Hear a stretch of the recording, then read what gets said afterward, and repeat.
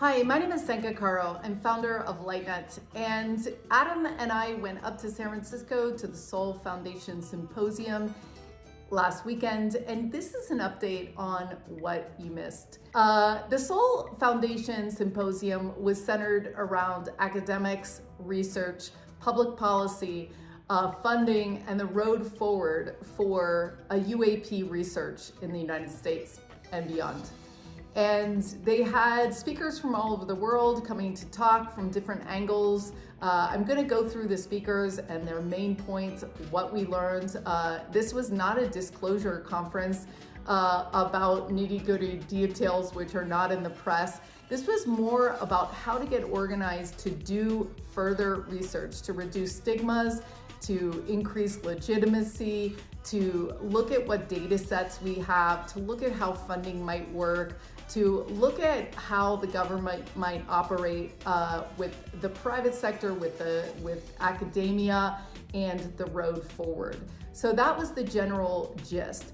For those of you who are not familiar with the Sol Foundation, it was founded by Gary Nolan, who's from Stanford. He's an oncologist. He's a researcher studying cancer. He's interested in the brain. He's also now interested in crash retrievals and materials surrounding that. Peter Starfish is also part of the 5 founders.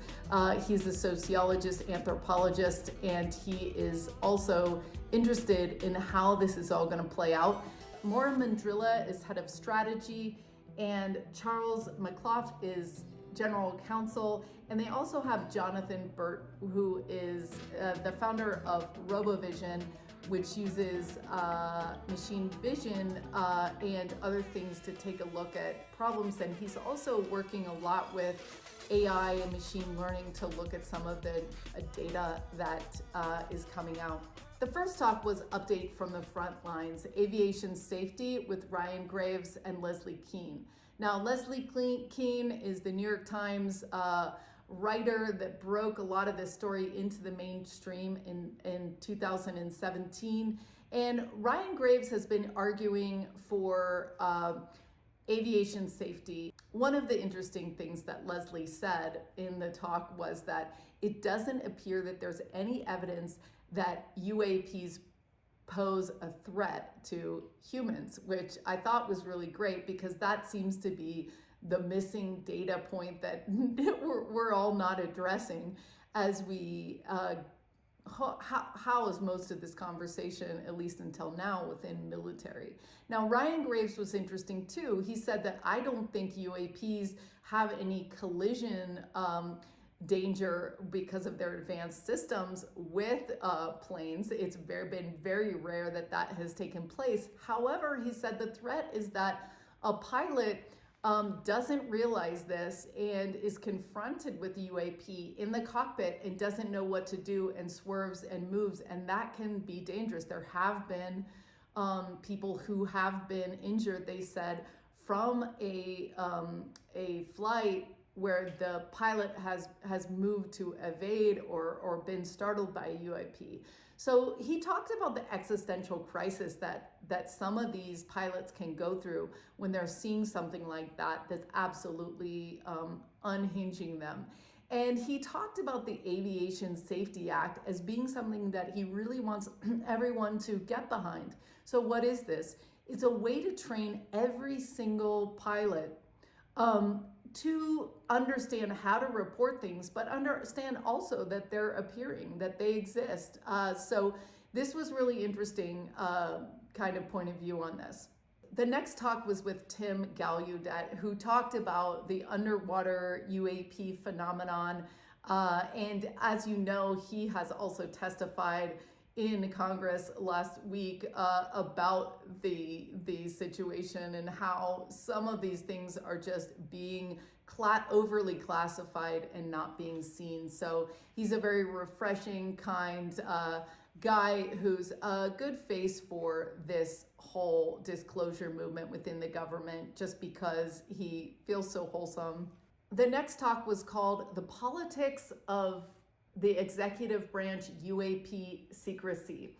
And it included Eric Davis, who's a physicist and a consultant for the government and private companies, and Kirk McConnell. Peter Starfish was the one that ran this fireside. And it was an interesting conversation because we did get a few disclosure tidbits. What they explained was there's many special access programs. So these are, he said, over 1,500, I believe, of these programs. And they said for these intelligence communities to read in governments and presidents on this would take literally 2 years of their first term of presidency if they were going to be read into every single special access program. And so what they do is that they only bring this information out when it's necessary on a need-to-know basis. And here's the list of what they said in terms of which presidents have been or have not been read into the UFO intelligence. Reagan, yes. Nixon, yes. Kennedy, yes. Eisenhower, yes. And they said recently the Bush was only very partially read in. Clinton was not read into the policy. Carter was read in. And Trump was also read into the UFO program, but not the crash retrieval program. I really liked hearing from Eric because he's a geek in every sense of the word, which I love because he talked about things like alien programmable vehicles. So they talked a lot about quantum programmable materials. So these are the kinds of things that we haven't begun to understand how to create, but there's things that are being observed and studied and are super fascinating. One of the things that Adam was very excited about was the fact that they mentioned that the president can actually decide which things should be unclassified. So this is really interesting, and we think that Trump is going to be, well, he has stated that he will unclassify some of the JFK information, but this could be our best chance at a disclosure that happens more quickly. This group at the Sol Symposium, some of the speakers talk about how maybe this isn't a good idea, and we're going to go into what they said about that. But this is an interesting thought that the executive branch can really go in and decide certain things in terms of what gets disclosed, especially to Congress. You know, Congress is the one that has really been left out of this in terms of their debriefing. One of the things that came out in this panel discussion also was sole source contracts. And they talked about how, you know, a lot of this UAP things are being done by different companies that are, I wouldn't say above the law, but they're not privy to some of the congressional demands for information and knowledge and disclosure on this. So being private helps some of this stuff stay a little bit under wraps. Aside from congressional oversight, they talked a little bit about the whistleblower issue. Though they said that, you know, there are whistleblower laws in place right now, oftentimes there is a way to get around some of this stuff, and that these people that have come out as whistleblowers have really had a lot of impact on their career, whether it's through medical records being released or otherwise. And there's a lot of different ways that you can, they said, come at a witness from a lot of different angles in their personal lives that are really disruptive, that can kind of sit outside of this witness protection whistleblower protection plan. So they said it really is a huge problem still. They mentioned only 2 people that they knew that had physical threats to their physical bodies but that, the career issue is always a problem. So this is really something to be addressed. And they talked about how whistleblower protection is going to be difficult because in Congress, you can't really say, okay, we're going to change the whistleblower protection laws for UAP people, but not for other people that are also fighting corruption and things like that in the government. So it's a little bit of a legislative difficulty that they're undergoing. Next, we had Japan's role in creating international cooperation on the UAP issue. Asakawa, who was part of the parliament. He wasn't elected back in, but he's been asked to continue on, to come on, to speak to the parliament, to bring up these issues, and to start to get reporting and things in place in Japan. He was a very sweet man, and he asked for help, and he said him being at the conference was really helpful because it helps the Japanese government look more concretely on these issues as a valid concern. Now, in our Contact Japan conference, as you know, or some of you know, there was testimony from certain people that claimed that the Japanese government is fully involved in ET and UFO projects. So it's hard to tell. There's these different sectors of belief and understanding that really don't mix sometimes. So whether this stuff is happening in the private sector and the government doesn't know, or whether the government knows and is not saying anything, it's quite an interesting series of groups that are at various layers of understanding of what actually is happening. Probably one of the most beloved talks of the whole conference was about the archives of the impossible with Jeff Krimple and Karen Austin. And it was really inspiring. They started with the archives of Jack Valet, who was saying, where do I put all this stuff? And they said, oh, well, maybe you can put it with us at Rice University. And that was 10 years ago. And since then, they have incorporated and archived the works of Mack from Harvard, and also Whitley Strieber, who was there in attendance, which was wonderful. And it was a very inspiring talk about all that is going on here from experiencers, for example, that have written into Whitley Strieber. And, we're talking hundreds and hundreds. I think they even said 3,000 letters have been written.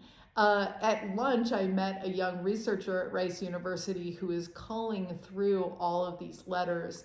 And he says that they're not archiving them in a digital form for people to anywhere in the world to just look at. You actually have to go into the archives, request certain boxes, and then sit down with them, take your notes, etc. But for the privacy of the people writing the letters, they didn't really want to make this just out there for everyone to read, digitized on the internet. But he, for example, is doing research in implants. And he said, you can look at the patterns of these letters. He said that you could see that a lot of these implants can be seen with blacklight. So, someone's foot will be slightly glowing. I believe he said green, using the black light. He also said that one other thing was that these implants are wrapped actually in the biological cell structure with the blood and tissues of the host person, and that those are often wrapped around the implants.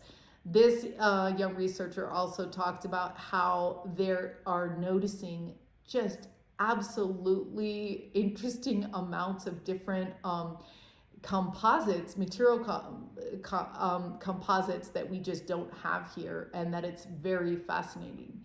He mentioned that there was someone that had an implant that didn't want to get it taken out. Often they're very difficult to remove and very dangerous to remove, in the sense that it might damage the person's brain, etc. And so he said that this person donated their implant to science after they had died.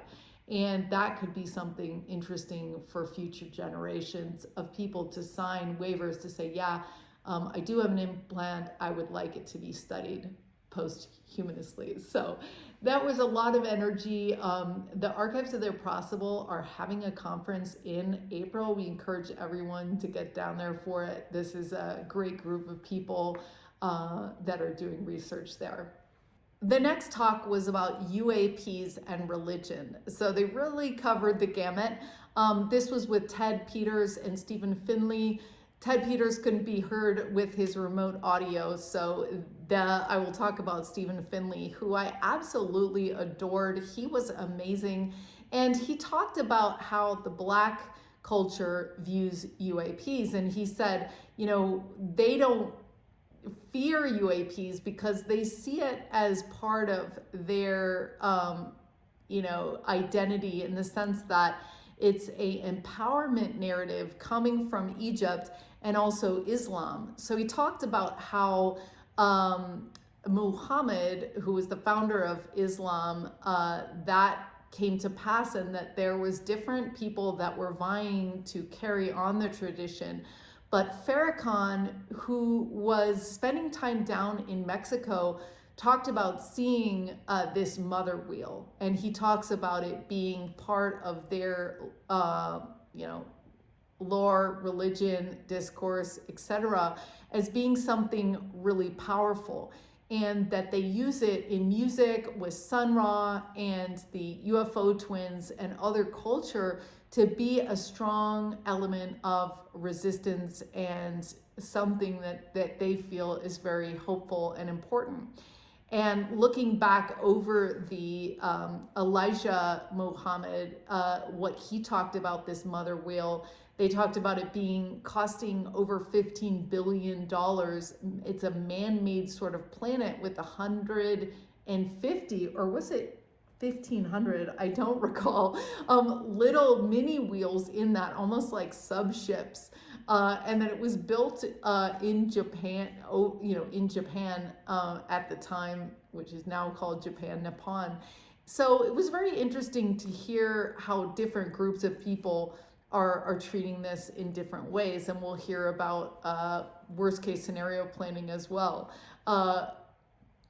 So it was really interesting to see how different cultures perceive this phenomenon and how they see the future of it, whether they treat it with fear or empowerment. The last talk of the day was with Mitch Randall. He filled in, he was plucked out of the audience because Jack Valet wasn't feeling well and couldn't attend. And Mitch Randall was the consummate citizen scientist on steroids. He developed a system and a methodology for a radar system that would allow for triangulation based on 10,000 different radar units that people would buy for $500 or less, place in their house, and then we could have a grid across the United States that would open source and open up all of the skies. So in other words, when you triangulate the location, it was really encouraging because he said that this FM radio system with the radars would enable us to understand the velocity, the position, and the acceleration of the crafts. On the second day, we have Avi Loeb from Harvard, who founded the Galileo project, and he is a huge hero to me and everyone else. Why? Because he has cemented a narrative that is acceptable for academia to grab onto. What is his narrative? Is, hey, we've got to be curious. How can we not be curious as scientists? Are you kidding me? And he's saying, don't put a hypothesis ahead of the evidence. The second day started out with Matthew Pine and Gary Nolan in this idea around evidence and UAPs. And Gary Nolan was very passionate about this, sticking to the scientific community and the understanding that evidence really needs to rule these hypotheses. And he walked us through different steps of how you gather conclusions based on a set of evidence. You've got data, which is just data, and then you've got evidence, which is saying, oh, based on this conclusion I have, this is the evidence that supports that conclusion. So he really wanted to pull the audience back into these standard practices whereby we can communicate more effectively to people. So Wendt is studying the whole idea of worst case scenario planning. And unlike what I think the common person thinks of when they think of UAPs is, oh, they're coming to kill us, they're coming to mine stuff, they're coming to hurt us, harm us, whatever. But he didn't seem to go that way in all his research. He talked more about the end of government, actually. So he talked about that being extremely threatening. He said that the people look to the government to protect them, and that this would be considered a breach in protection that they can't deal with. He talked about how we are going to have to come to terms with the fact that we're not the smartest kid on the block, and that could be very demoralizing. So it was interesting. He talked about, a crisis of faith, and panic, demoralization, and crisis of faith, which he said is the standard right now of why people think disclosure should be slowed down or etc. But he said that what's really going to come about is people are going to realize, hey, we are not alone. We are not sovereign, so there's another higher order of being. And he said that this was, a massive ontological shock that was coming out, that we might feel inferior, and that the state and the government is not going to be able to protect us, and that this is therefore a very dangerous idea to do disclosure. Now, I talked with Adam on the plane about this, and he said, no, people are much more resilient than that, and that it's better to build a starting point where everyone comes clean, that all the truth is important as a starting point to move on from. And I think it was interesting how we talked about all this governmental, how we could do things differently starting from now. And it would be very interesting if the government started to research some of this curiosity, and that we started getting onto this new program of, oh, they're here, now what? And one of the things that I really felt strongly about throughout this whole conference was that there didn't seem to be any best case scenario planning going on. So in a male-dominated culture, military culture, budgeting culture, governmental culture, this is what we're getting. We're getting a lot of the UAP stuff going into the going into the military. And so is that the best place for it? So really, I think this highlights the fact that it's great because women are making more decisions in the world. And I think this is part of the reason why this can happen, is that one of the things that we would like to do is think about what are the best case scenarios? How do we want the future to go? And this goes back to consciousness. If you study consciousness fundamentally, you know that the things you focus on end up happening.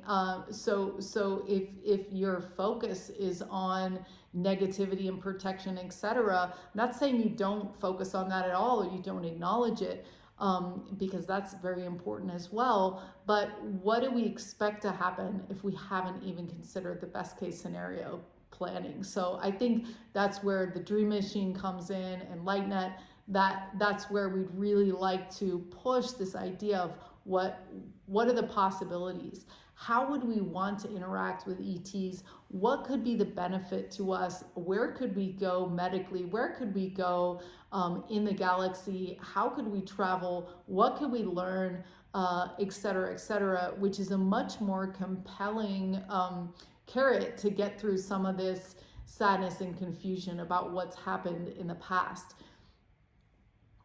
The next talk was Avi Loeb from Harvard, Galileo Project, and of course I am a huge fan of him.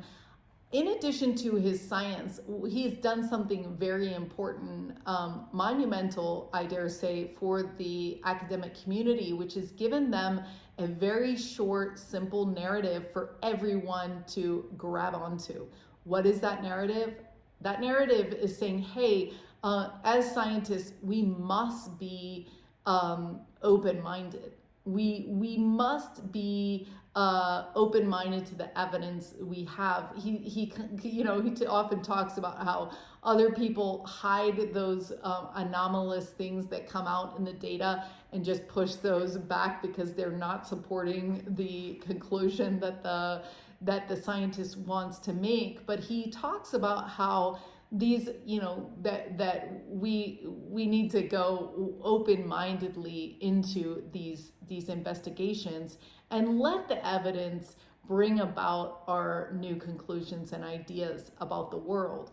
The second thing that he does that's really important with allowing people to attach to a certain narrative is he says, hey, why shouldn't we be learning from the smartest kids on the block? So he really thinks that there's no possible way that we're the only intelligent person. And of course, we would want to learn from other beings. So he talked about his progress. It's incredible to see how much work and effort goes into building these machines. He's built a new machine that looks like an R2-D2, and it has all sorts of camera sensing devices on it, and they just calibrated it last week, similar to what Mitch had presented. They want to put, I believe, 3 more out there so that they can get the triangulation and the positioning statistics on it.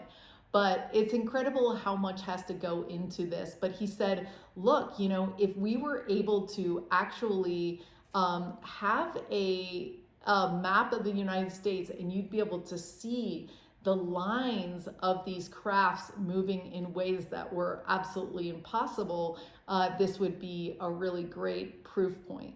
The Dalek R2-D2 looking capture device has 8 cameras. They've captured 500,000 different airplanes, and I believe they only got it calibrated last week, although maybe some of the prior stuff was captured in that.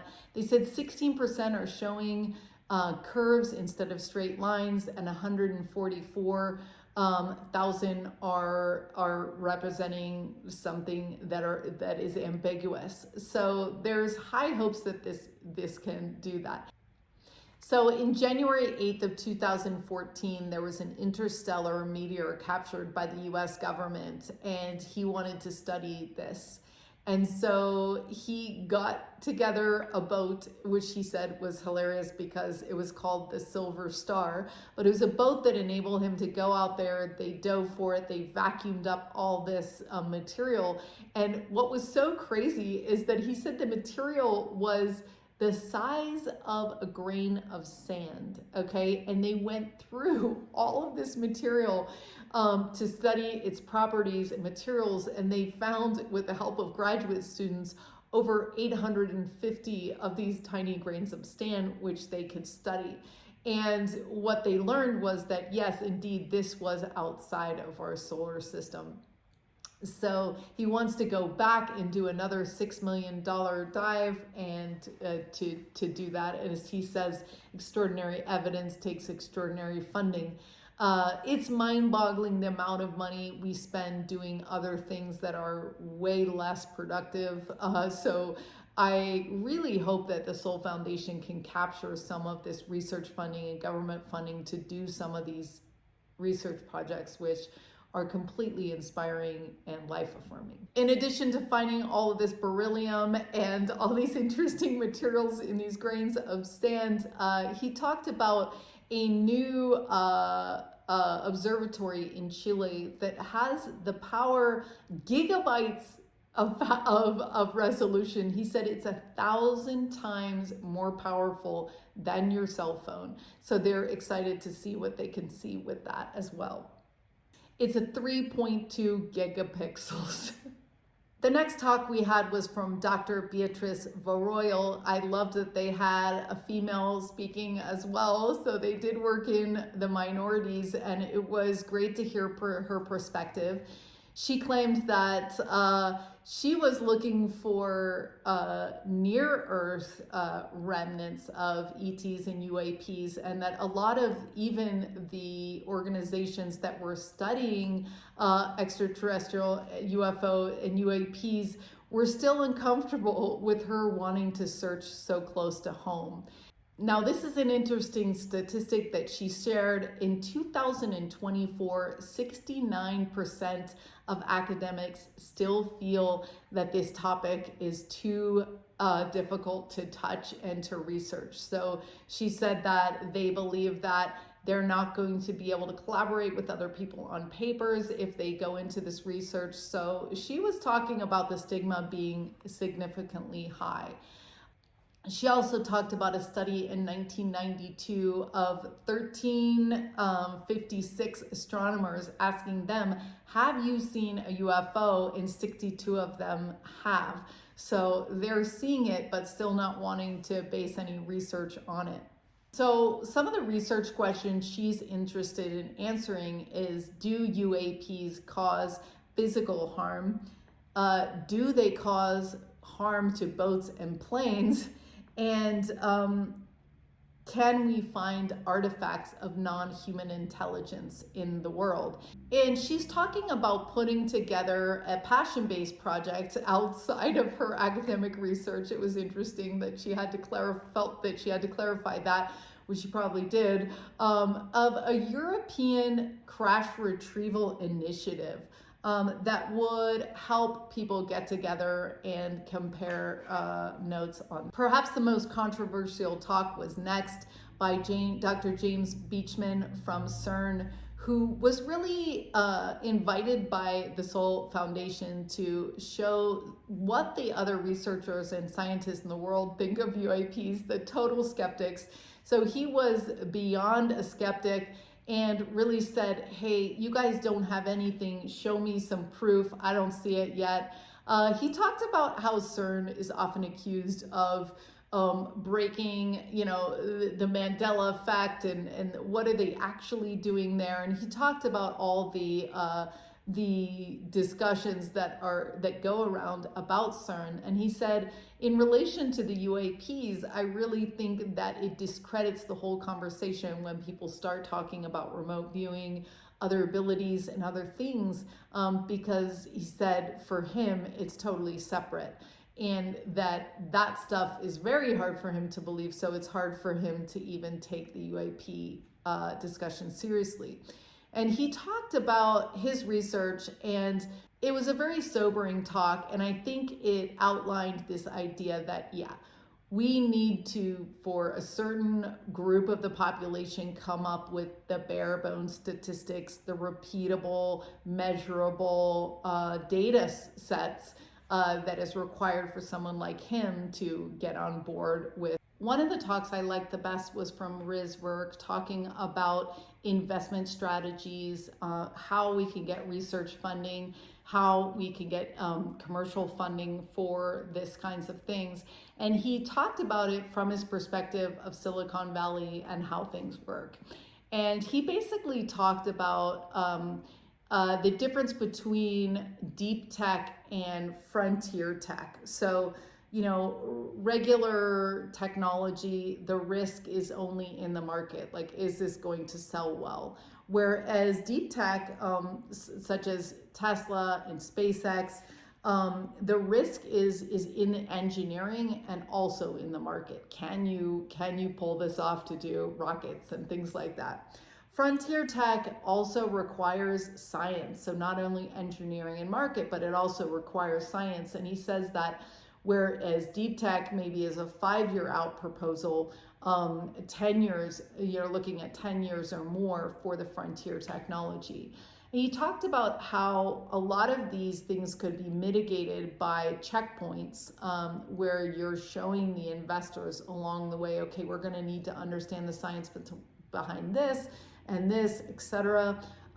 He talked about how it's important to get some sort of emotional investment involved in this, because people that really want disclosure might be willing to fund the deep millions needed for some of the frontier technology, but they're going to want to do it probably less about money, because a lot of these products today, with everything that we have, 3D printers and all this stuff, can get to market very quickly. So it's very shocking for some of these investors, even for a VC fund that was organized around this, to want to invest in something that has such a long tail.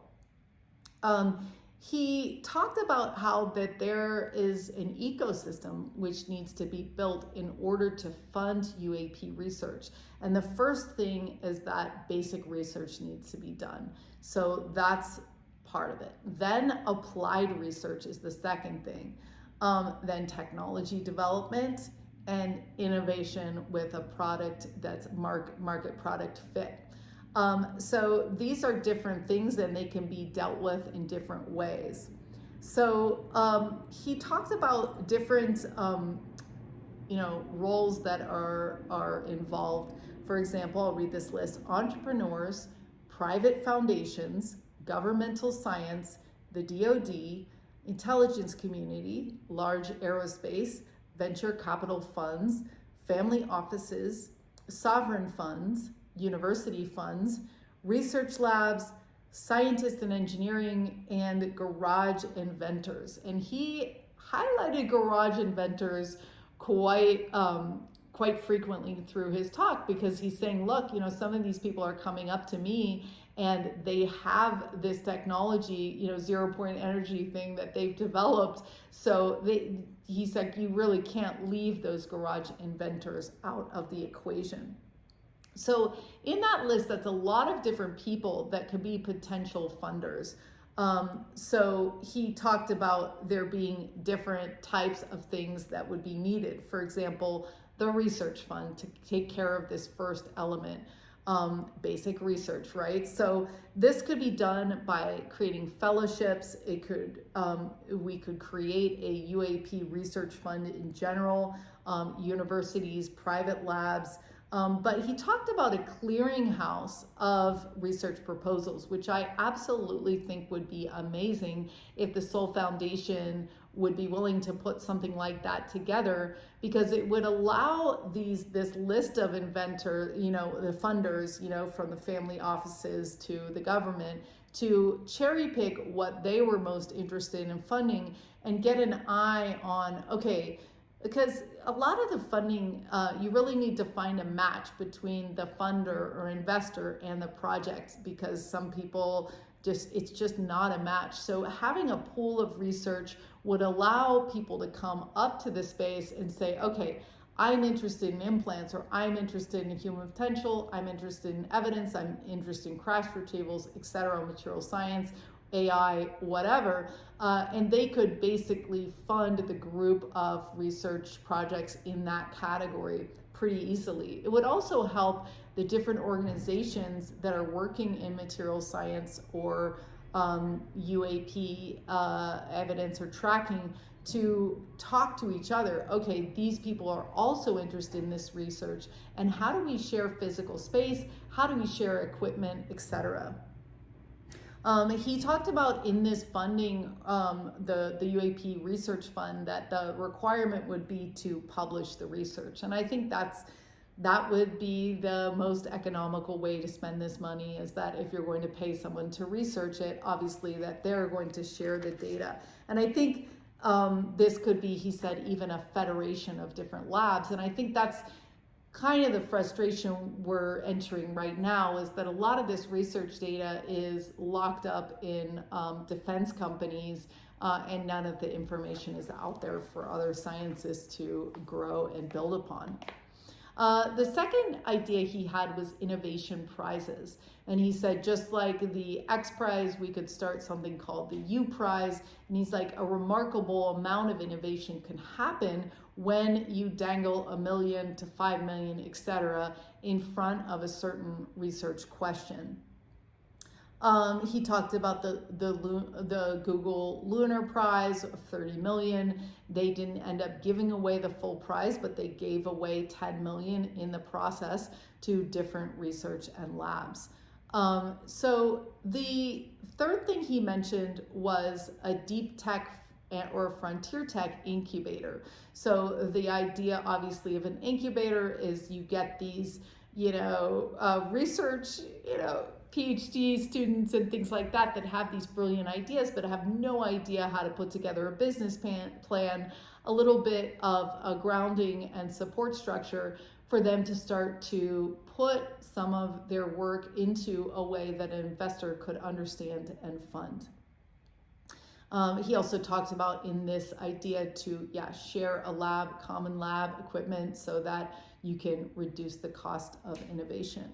And number 4, he talked about VC funds, and he talked about the DoD, and I think that this, and garage inventors he mentioned again, and I think that's right. It would be interesting to see some of the government money, if they want things more transparent going forward, be interesting to see them instead funding research like this that would be shared.